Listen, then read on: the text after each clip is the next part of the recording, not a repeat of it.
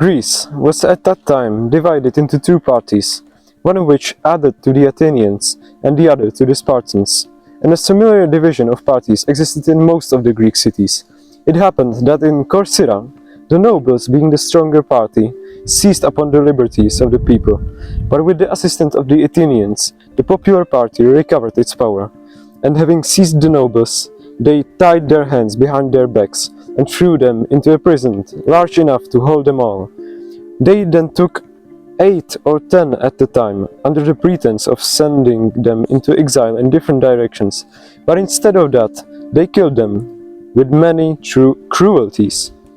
When the remainder became aware of this, they resolved, if possible, to escape such an ignominious death, and having armed themselves as well as they could, they resisted those who attempted to enter the prison.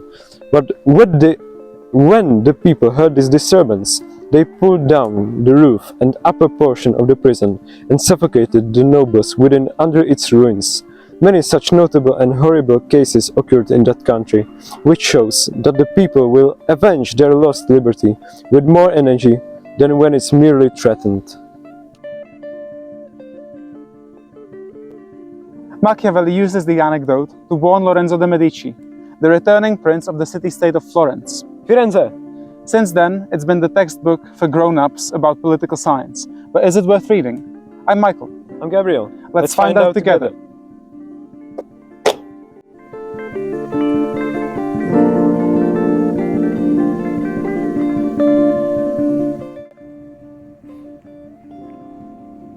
Was democracy really that democratic? What does democratic mean? That everyone should live independently and have a free will? Well, in Greece, Athenians thought that the ugly, barbarian, Spartan aristocracy was dangerous, so they had to defend themselves by chopping them up into tiny little pieces like onions.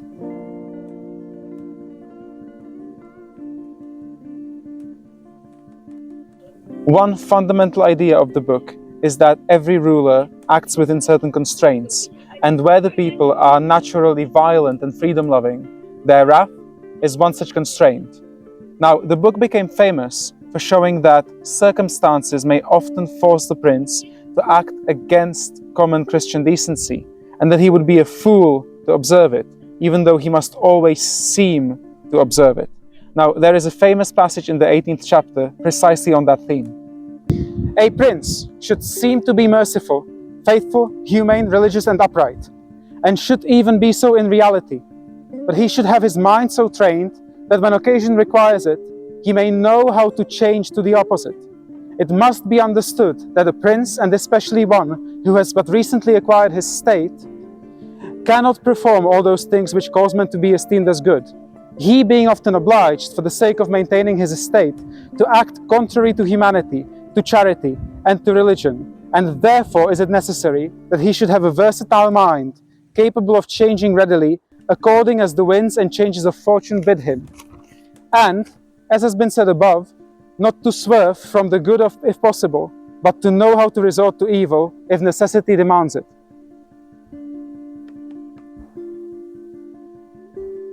Machiavelli is being a realist here. Of course, popular morality is important, and prince should do everything to be viewed as a good leader.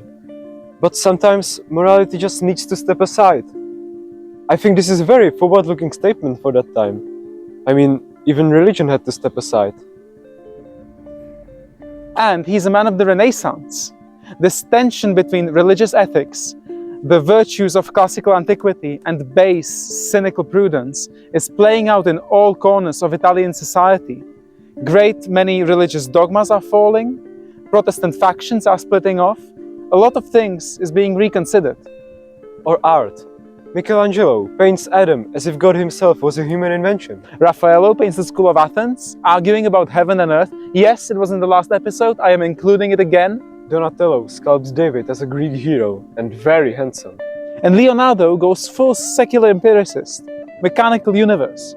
All the Ninja Turtles were great. And then the music. I mean, Claudio Monteverdi basically invented minor and major scale.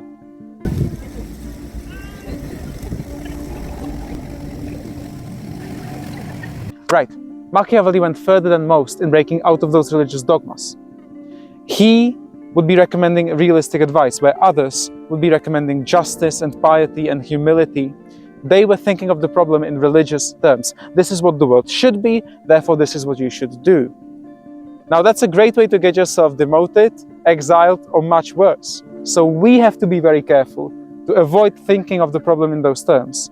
The first challenge in judging a political situation is to gain enough insight to be able to figure out what the hell is going on in the first place, especially since the actors often have an incentive to obscure their intentions behind appearances and stories. Then, what are the author's intentions? He's writing to Lorenzo Medici. The book itself is basically a job application. But the content is addressed to all Italian rulers and future generations. The book ends with a plea to liberate Italian cities from the barbarians. Oh, he's a naughty boy. Right. Well, even though he wants to live in a republican state, he knows that the era of princes had come. So he urges the next one to attain glory by driving out the invaders of Germany, France and Spain. If the present time should be favorable for Italy to receive and honor a new prince, and the opportunity were given to a prudent and virtuous man to establish a new form of government that will bring honor to himself and happiness to the mass of the Italian people, so many things would combine for the advantage of such a new prince that, so far as I know, no previous time was ever more favorable for such a change. At present, for the purpose of making manifest the virtues of one of Italian spirit, it was necessary that Italy should have been brought to her present condition of being in a worse bondage than that of the Jews, more enslaved than the Persians, more scattered than the Athenians, without a head, without order, vanquished and despoiled, lacerated, overrun by her enemies, and subjected to every kind of devastation. Another fundamental idea is that fortune will only favor a ruler who fits the time, else he will not be able to attain honor and climb the ranks of power. Right, and he is holding out for a hero here. He knows that Italy is weak and shattered, and he wants change. He wants someone who would unite Italy. Unfortunately, this only really worked out with Garibaldi and Mussolini. A Risorgimento? Now, do you think we're getting a Garibaldi or a Mussolini? But our country is not occupied by any foreign barbarians, is it? For now. Do you think that you can say the same about our neighbors? And do you think that once the demographic cliff really kicks in, we will not invite the third world? Remains to be seen, I guess.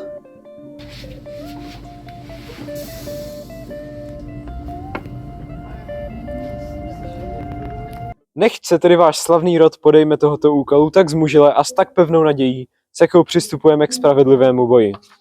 Aby se pod jeho korouví vyznamenala naše vlast, aby se pod jeho zaštitou stal skutkem verš Petrarků.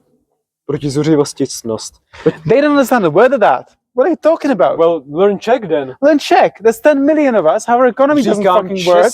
Because what the je fuck? pošta? I do not understand je the language of your tribe.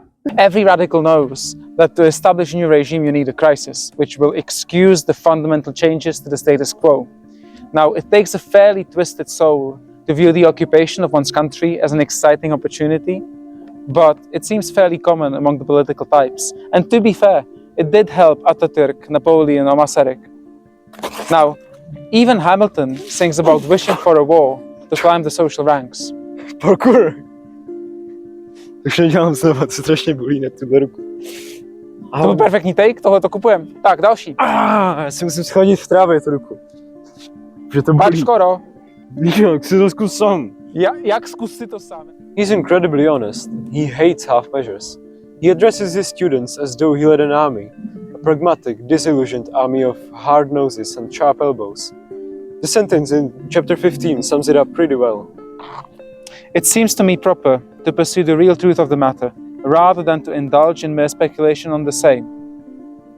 And this cynicism is well deserved, but it doesn't save him from being plainly wrong. I mean, we found a remarkable passage on the origins of the parliamentarian system in France. Amongst the well-organized and well-governed kingdoms of our time is that of France, which has a great many excellent institutions that secure the liberty and safety of the king. The most important of these is the parliament and its authority, For the founder of the kingdom knew the ambition and insolence of the nobles, and judged it necessary to put a bit into their mouths with which to curb them. He knew at the same time the hatred of the mass of the people towards the nobles, based upon their fears, wishing to secure both, and yet unwilling to make this the special care of the king, so as to relieve him of the responsibility to the nobles of seeming to favor the people, and to the people of favoring the nobles. He instituted the parliament to act as a judge, which might, without reference to the king, keep down the great and favor the weak. Nor could there be a wiser system, or one that affords more security to the king and his realm. Well, that didn't work out, did it? That took nearly 3 more centuries. Parliament at the time functioned as an instrument of monarchy. Machiavelli says there wasn't any better system of government at that time.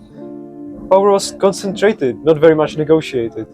Instead of prime ministers, they had kings with undivided, visible authority, which Machiavelli admired the most.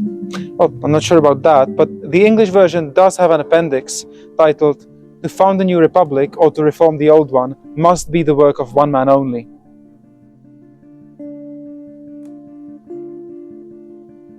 The people and the army used to be relevant political forces.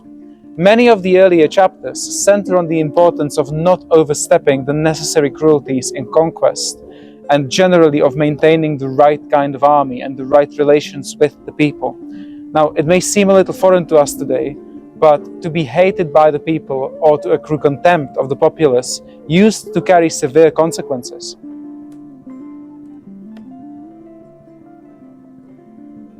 My favorite passage shows Machiavelli, the Renaissance man. He tried to explain why the old Romans used to fight harder for their liberty, and he concludes that the classical world used to teach us to value different things than the Christian present. Reflecting now as to whence it came that in ancient times the people were more devoted to liberty than in the present, I believe that it resulted from this that men were stronger in those days, which I believe to be attributable to the difference of education, founded upon the difference of their religion and ours. For us, our religion teaches us the truth and the true way of life. It causes us to attach less value to the honors and possessions of this world. Our religion, moreover, places the supreme happiness in humility, lowliness, and a contempt for worldly objects, whilst the other, on the contrary, places the supreme good in grandeur of a soul, strength of the body, and all such other qualities as render man formidable. And if our religion claims of us fortitude of soul, it is more to enable us to suffer than to achieve great deeds. I love everything about this. I'm glad he's able to take a step back and trace his culture back to the fundamental beliefs about right and wrong of the people around him. And the Roman nostalgia didn't leave us until today, but when I ask myself the same question, that is, what do people around me believe that would lead us to our outcomes? I don't like the answers. But is the book worth reading? Every chapter is filled with many historical examples, and I didn't find all of them relevant. But I'd recommend this to everyone who plans to be a leader of any kind, from kindergarten teacher to a president. Thank you for watching the 8th episode. If you wish to contrast it with fiction, you may see the one on Eugene Onegin, or with philosophy, the one by Francis Bacon on Novum Organum Scientifica. And then turn us off, pick up a book, and live your life.